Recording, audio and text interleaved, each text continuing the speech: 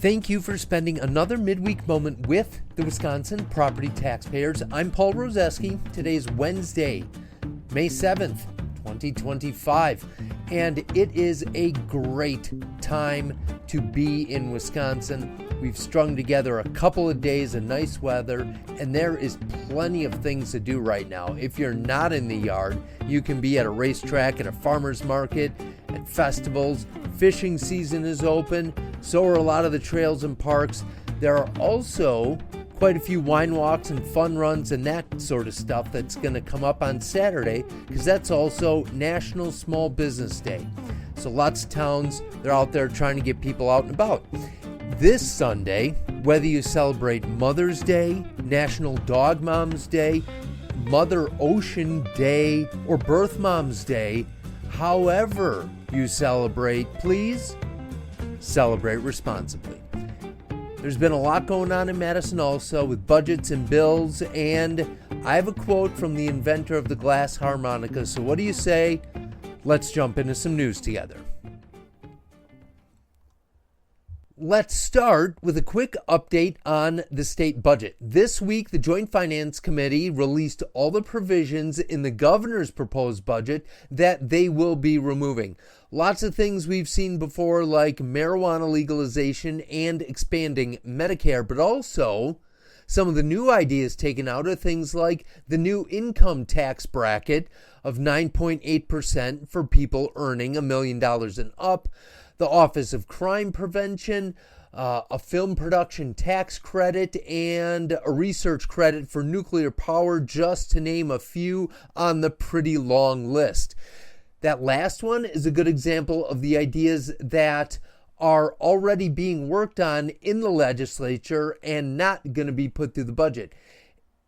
The two nuclear energy bills that passed out of committee this week include one to study where the best options are going to be to expand nuclear in Wisconsin, new sites or existing sites, all sorts of stuff. Anyway, back to the budget. The committee is expected to meet and officially vote on the list of items to remove on Thursday. Also worth noting, so far, they've really been on schedule with the budget process in spite of the legislative session starting kind of slow this year. The budget hearings, the removal of provisions, so far the timeline has really been the same as last year. In a few weeks, we will get the next estimates of the tax collections and the possible surplus, so the committee will know what they have to work with in making the budget.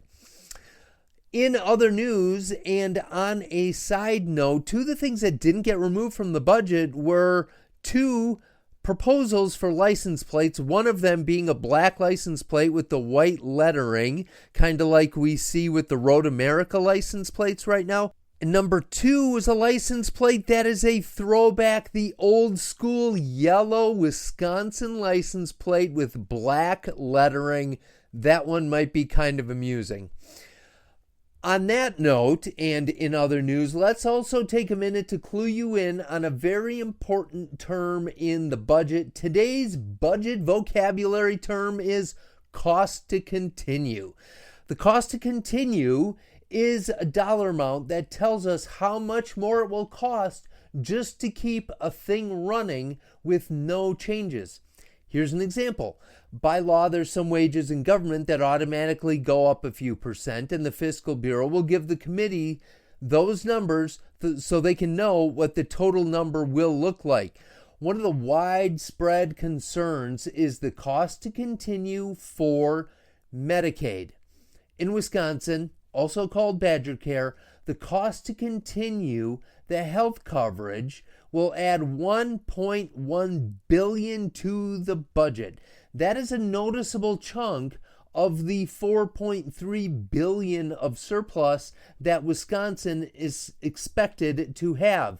If you take that dollar amount plus a potential tax cut, there isn't going to be much of anything left to do anything other than what we've already done. This is going to be interesting, and it might be a little bit lean in the budget this year. In other news, one of the recurring themes at each of the 4 budget listening sessions throughout Wisconsin was a call to support the arts in the upcoming budget, and especially the most active topic was supporting and promoting the movie industry in Wisconsin. That same provision that is getting cut from Governor Evers' budget. Before we get back to that, did you know that Wisconsin is one of just 5 states that don't have a state-level film office or film commission? Did you also know that in the U.S., we got 40 states that offer film production incentives, and Wisconsin ain't one?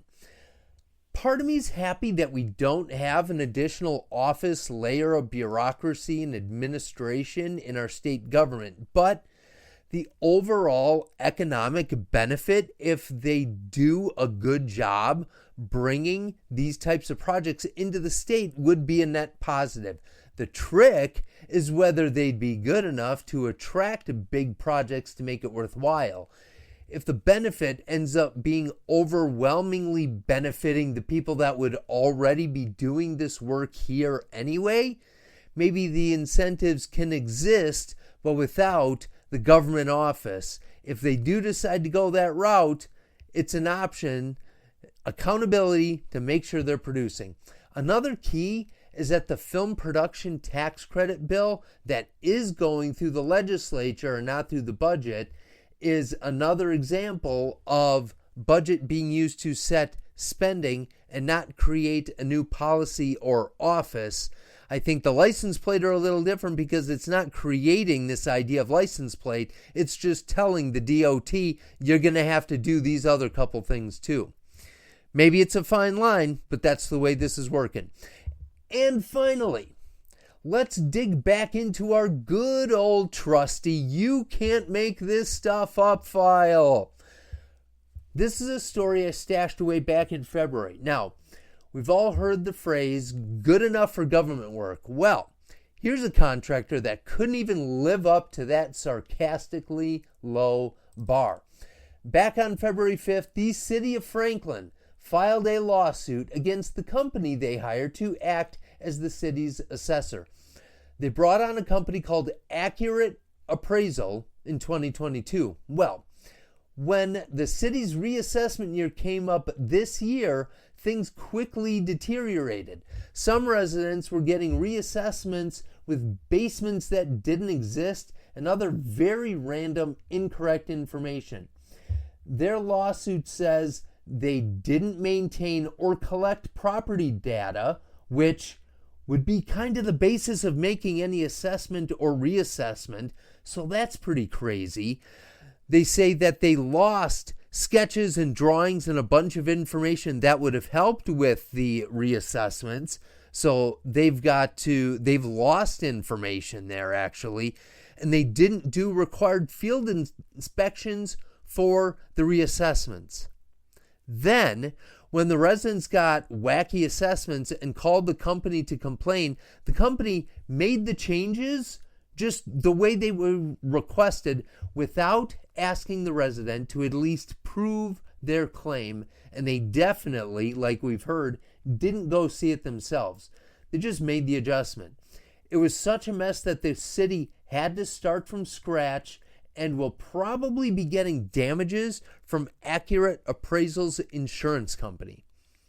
I've talked to plenty of members that have had questions about their property tax increases and their reassessments.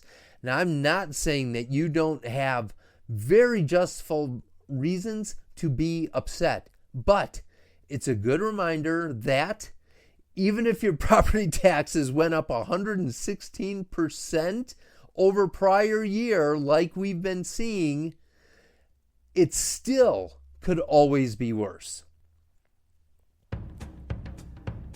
And finally, I leave you with a quote from the inventor of the glass harmonica, none other than Benjamin Franklin, who said, "We constantly change the world by even our inaction. Therefore, let us change it responsibly."